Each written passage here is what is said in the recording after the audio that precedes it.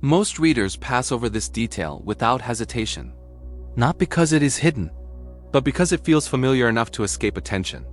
It appears briefly, quietly, almost as if it were never meant to stand alone, a single thread in a vast and complex tapestry. You might notice it in passing, acknowledge its presence, and move on, assuming it serves only a simple, immediate function within that specific moment of the narrative. Yet, when this detail appears again, in another story, in another context, its repetition begins to raise questions. It's like hearing a faint, recurring melody in a grand symphony. At first, you might dismiss it as coincidence. But as it surfaces again and again, you start to wonder if it's a deliberate motif, a quiet signal meant for those who are listening closely. This is where a simple observation begins to transform into a deeper inquiry. The detail itself isn't a secret code or a hidden key, but its persistence suggests a significance that transcends its individual appearances. Biblical texts were written across centuries. Different authors, different audiences, different historical moments. The world of an early Hebrew scribe was vastly different from that of a writer in the Greco-Roman period. Languages shifted, cultures evolved, and the immediate concerns of the communities they addressed were unique to their time and place. This immense diversity makes the consistency of certain elements all the more remarkable, and still, some elements seem to echo beyond their immediate setting. These echoes are not loud pronouncements or explicit cross-references. They are subtle patterns, recurring images, and thematic links that seem to weave through otherwise disconnected narratives. It's as if the authors, separated by generations and geography, were drawing from a shared reservoir of symbolic language. This creates a sense of internal coherence, a dialogue between the texts themselves, where one story quietly informs another without ever needing to state the connection outright. The continuity is found not in historical fact, but in the narrative threads that bind the collection together. Scholars have long noted that repetition in ancient texts often serves a purpose.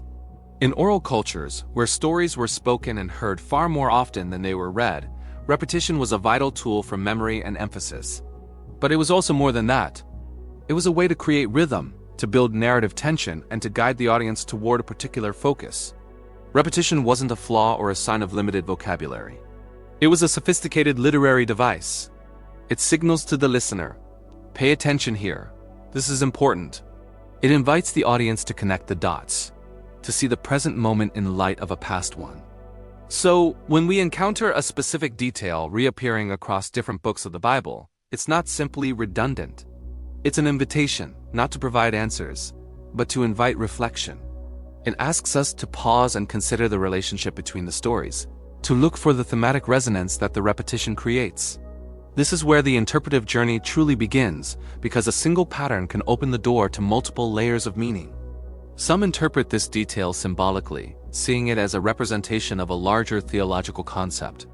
For them, its reappearance reinforces a core truth about the nature of God or humanity's relationship with the divine. It becomes a symbol that gathers meaning each time it appears. Others see it as literary structure. They argue that authors use these recurring elements as structural markers, a way to frame a story or to connect the beginning of a narrative with its end.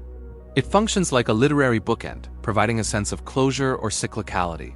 And some view it as a bridge between themes rather than events. In this view, the detail doesn't necessarily mean the same thing in each context. Instead, its presence links disparate stories around a common theme, like hope, loss, or restoration, creating a rich intertextual conversation that unfolds across the entire canon. None of these interpretations are mutually exclusive. They can coexist, adding depth and complexity to our understanding.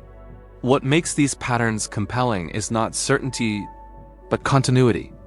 The goal isn't necessarily to arrive at a single definitive explanation for why a detail repeats.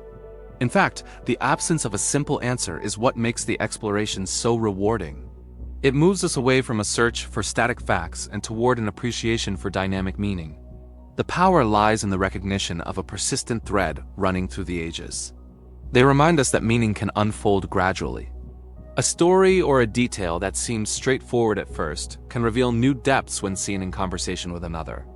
This slow unfolding invites a different kind of engagement with the text, one that is less about immediate comprehension and more about long-term contemplation. It mirrors a more general truth about life itself, that understanding often comes not in a single moment of revelation, but through a gradual process of observation, reflection, and the patient recognition of patterns over time. If you enjoy exploring these connections, these quiet conversations between ancient texts, you're welcome to join future reflections on this channel. There are countless threads like this woven throughout the biblical narrative, each offering a unique pathway into the depth and artistry of the collection. Our aim is not to provide final answers, but to foster a space for thoughtful inquiry, where curiosity is the guide.